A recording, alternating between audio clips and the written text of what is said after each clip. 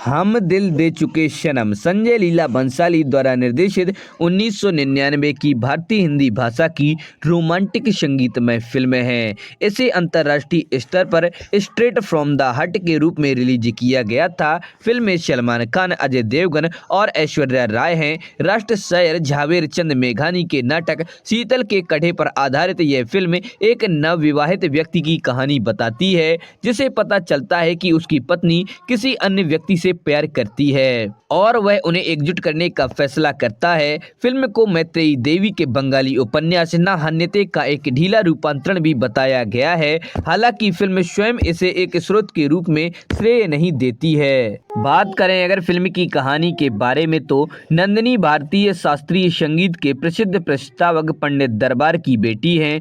यह घोषणा की गई कि समीर नाम का एक युवक दरबार परिवार के साथ रहने के लिए आएगा, क्योंकि वह पंडित के मार्गदर्शन में भारतीय शास्त्रीय संगीत की जटिलताओं को समझना चाहता है। उसे नंदिनी के कमरे में ठहराया जाता है, जिससे वह कहीं और शिफ्ट हो जाती है और इसीलिए वह समीर को नापसंद करने लगती है। पहले तो दोनों एक दूसरे को चिढ़ाते और मजाक करते हैं, लेकिन जल्द ही वे एक दूसरे के प्यार में पड़ जाते हैं। दोनों शादियों और त्योहारों सहित कई पारिवारिक कार्यक्रमों के दौरान रोमांटिक पल भी साझा करते हैं। एक दिन पंडित ने जोड़े को अपनी शादी की प्रतिज्ञा करते हुए पकड़ लिया। बूढ़ा व्यक्ति क्रोधित है, क्योंकि उसने पहले ही युवा वकील वनराज के साथ नंदिनी की शादी की योजना बना ली है, जिसे उसकी चचेरी बहन अन्नू की शादी के दौरान उससे प्यार हो गया था। समीर को घर से निकाल दिया जाता है और पंडित गाना छोड़ देता है, क्योंकि उसका मानना है कि नंदिनी ने परिवार को शर्मिंदा किया है। समीर को कसम खिलाई जाती है कि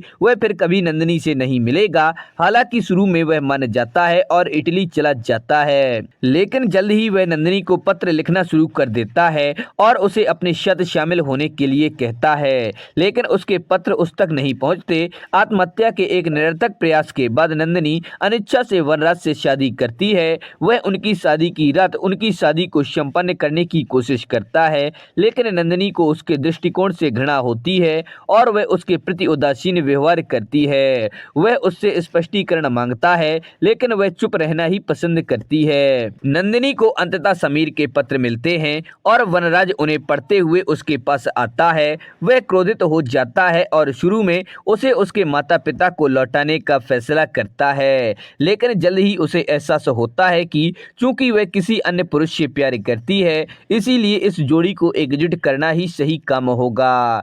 वनराज अपने माता पिता की सहमति भी चाहता है, जो वे पहले असहमत होने के बाद देते हैं। नंदिनी और वनराज इटली पहुंचते हैं, लेकिन समीर की तलाश में अंत तक पहुंच जाते हैं। उनकी तलाशी के दौरान उन्हें पकड़ लिया गया और नंदिनी की बाह में गोली मार दी गई। वनराज की नम्रता और उसके प्रति स्नेह से प्रभावित होकर नंदिनी उसके प्रति गर्मजोशी से घुलने मिलने लगती है।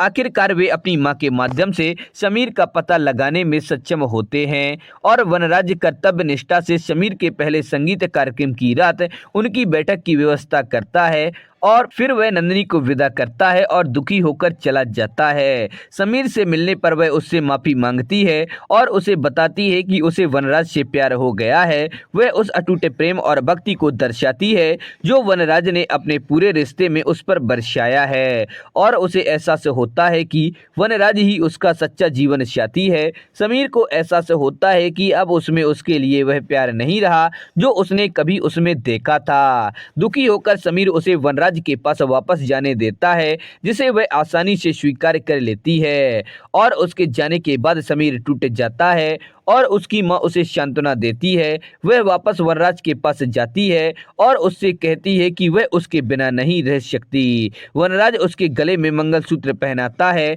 और वे एक दूसरे को गले लगा लेते हैं और फिल्म यहीं पर ही खत्म हो जाती है। बात करें अगर फिल्म के मुख्य कलाकारों के बारे में तो सलमान खान समीर के रूप में, वनराज के रूप में अजय देवगन, नंदिनी दरबार के रूप में ऐश्वर्या राय, दादी के किरदार में जोहरा सहगल, पंडित दरबार के रूप में विक्रम गोखले, अमृता के रूप में स्मिता जयकर, कामना के रूप में रेखा राव, विक्रमजीत के रूप में राजीव वर्मा, केनेथ देसाई भैरव के रूप में, विट्ठल के रूप में घनश्याम नायक, तरुण के रूप में विनय पाठक, अनुपमा के रूप में शिवा चड्ढा, पुष्पा के रूप में मीनाक्षी वर्मा, राधा के रूप में प्रीति कोप्पिकर, संयुक्ता के रूप में दिव्या जगदाले, वनराज की मां के रूप में कनु गिल, शिल्पा के रूप में डिम्पल ईमानदार, भरत के रूप में आकाश कर्नाटकी, समीर की मां के रूप में हेलन आदि सभी लोगों ने काम किया है। बात करें अगर फिल्म के गीत संगीत के बारे में तो इस साउंड ट्रैक में महबूब कोटवाल के बोल और इस्माइल दरबार का संगीत था। साउंड ट्रैक पर आवाजों में कविता कृष्णमूर्ति, अलका याग्निक, कुमार शानू, उदित नारायण, हरिहरन, विनोद राठौर, सुल्तान खान,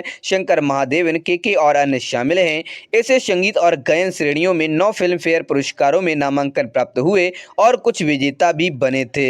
इस फिल्म में कुल 11 गाने हैं। पहला है चांद छुपा बादल में, इसको उदित नारायण और अलका याग्निक ने गाया है। दूसरा है निबूड़ा निबूड़ा, इसको कविता कृष्णमूर्ति और करशन सरगाथिया ने गाया है। तीसरा है आंखों की गुस्ताखियां, इसको कविता कृष्णमूर्ति और कुमार शानू ने गाया है।